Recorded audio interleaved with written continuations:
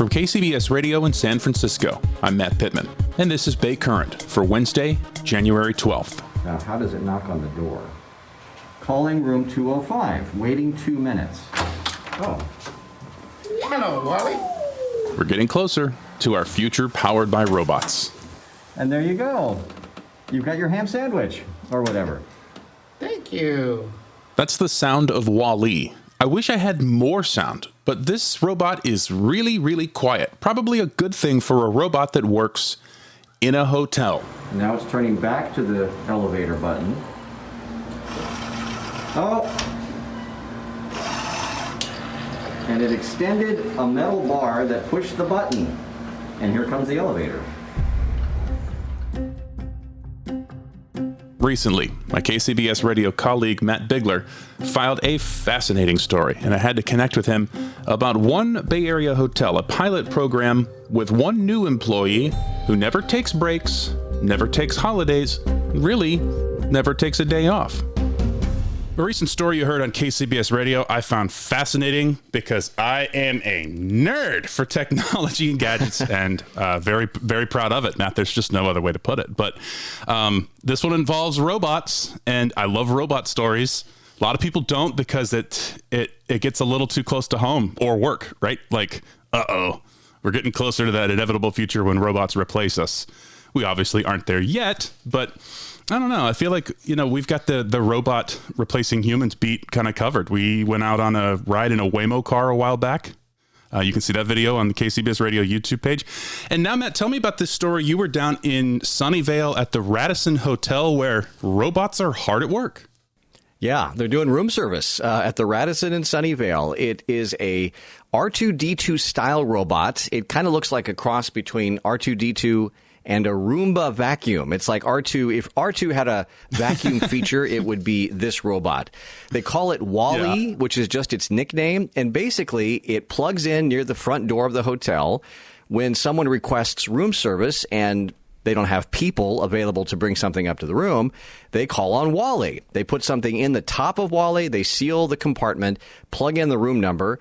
And here's the really cool part. The robot is able to navigate through the hallways to the elevator, punch buttons with a robotic metallic finger, buttons on the elevator, ride the elevator, get off the elevator, go to the room, and then when it arrives at the room, it plays a little sound and calls the room number so you know it's there. And when you open the door, there's Wall-E, the robot, and it pops open its compartment, and there you have a Denver omelet or some towels for your room or whatever it is. And then when it's done, it goes back down the hallway, down the elevator, and back to its recharging station. How cool is that? It's amazing. Yeah, and you described it very well looking at the pictures. And you also have video of this that we have on kcbsradio.com. There is a link to your story at kcbsradio.com in the show notes. I highly encourage you guys to go ahead and check out the photos and the video. It does look a lot like a very modernized R2-D2, because let's see, R2-D2 was conceived in the 70s, and so that's like what we thought robots would look like in the 70s. This is a little more modern and cleaner, and it looks basically like one of those like simple human garbage cans that you can get at Target on top of a Roomba, and it's got a little LED display on it. So this is an interesting time for this to be put in place, right? Because the labor shortages have impacted hotels perhaps greater than any other industry since COVID started. How much do you think that played into this hotel being sort of the pilot program, the pilot hotel to have robots delivering room service right now? Right. That's, as we say in the news business, the hook for doing the story, that there are labor shortages all over the place during the pandemic. And here we have a robot that doesn't take breaks, that works 24/7, doesn't have holidays, as the manager described it.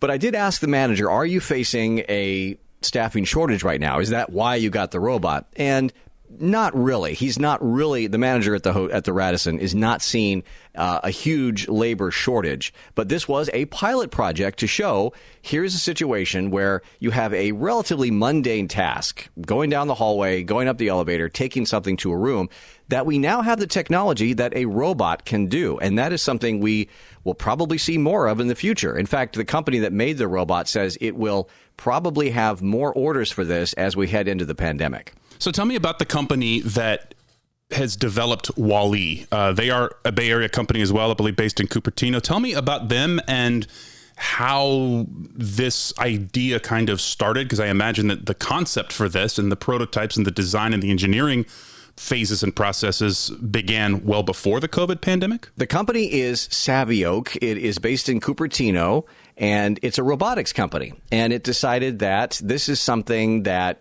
they can design and build out the technology for using cameras, using a digital readout of the hotel. That's the first thing they do is they scan the hotel map and plug that into Wall-E or their robot.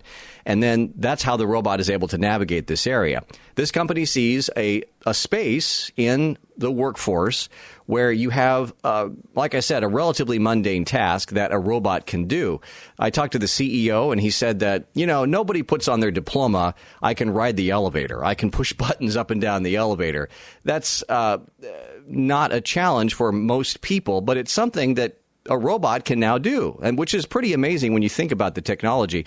And when you watch this robot in action, it is pretty neat to see a non-human do something that a human that was designed for humans, elevators and hallways and doors and that kind of thing. Where do they see this going in the future for their product line beyond, say, hotels in the hospitality industry? Savioke has already sold these to hotels and hospitals. Now, that's something that we are definitely seeing a labor shortage in. And there are hospitals that are now using these robots to transport, for example, blood samples from here to there. You take a blood sample in one room of the hospital, it needs to get to another area for testing. Now, instead of a nurse making that run, it can put it in a robot and ship it to that other location.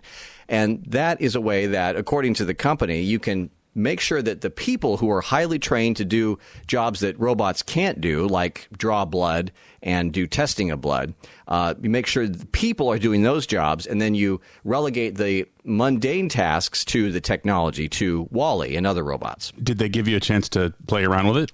Like maybe test out how easy it is to use? Yeah. How was it? Yeah, I didn't actually order something from room service, but I did try to get in the way of Wall-E, which was kind of fun. If you step in front of the robot, it sees you. It will detect you and drive around you. It kind of beeps a little bit and spins a circle and then goes around. So I think the designers had a little fun with that. But it does see people, and it will go around people and other objects that get in its way. I asked if people try to mess with Wall-E, and the CEO said that was something that they were pretty concerned about, at least early on. They thought, okay, people are going to try to mess with these things. And they found that for the most part, they're not. People are not bothering with these robots as we get used to artificial intelligence in our workspaces, in our hotels, in our homes. Yeah. There have been a few situations where people have, gotten in the way of Wall-E. Usually alcohol is involved, but so far it hasn't been a problem. I wonder what the pushback will ultimately be if this becomes a more popular solution for hotels, for hospitals. And by pushback, I mean labor organizations, unions that are saying, hey, you can't replace people with robots. And if there's going to be if there is a looming fight ahead. Right. And I'm sure there will be fights for a lot of these jobs. But again, just to repeat what the CEO's argument was, that we're taking the jobs that are relatively easy, that we don't want to have more highly trained humans doing. We can give those to a robot so that people can focus on the jobs that they have really been trained to do, like in the hotel, managing desk like in the hotel, managing phone calls and making reservations and dealing with irate hotel guests. In the hospital, nurses who are taking care of sick patients. Those are things that robots can't do, at least not yet. So those are cases where we can hand that off to a robot to ease some of the burdens on the people, human power. Right. Again, I think that's a critical thing, especially this is new technology here in the Bay. It may be more common than lots of other places in the country, but this is not about replacing laborers. This is about making the jobs easier for existing laborers. Is that a fair assessment? Right.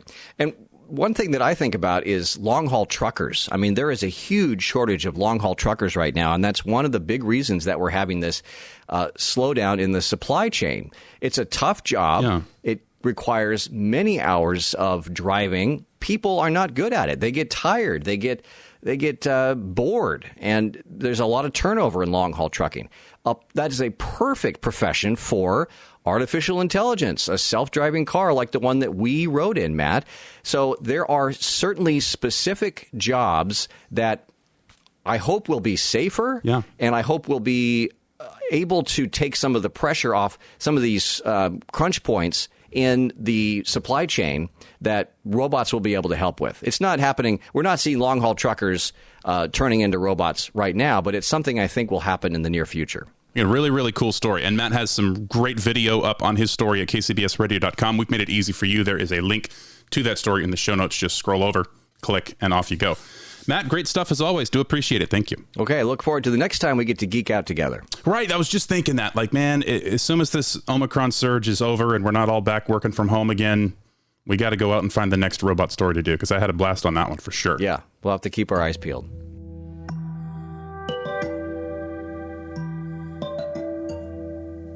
You can find a link to the story Matt filed for kcbsradio.com in today's show notes, as well as a link to our KCBS Radio YouTube page, where you can find every episode of the Bay Current podcast. And we'd love to be part of your routine every morning. That's when we post new episodes.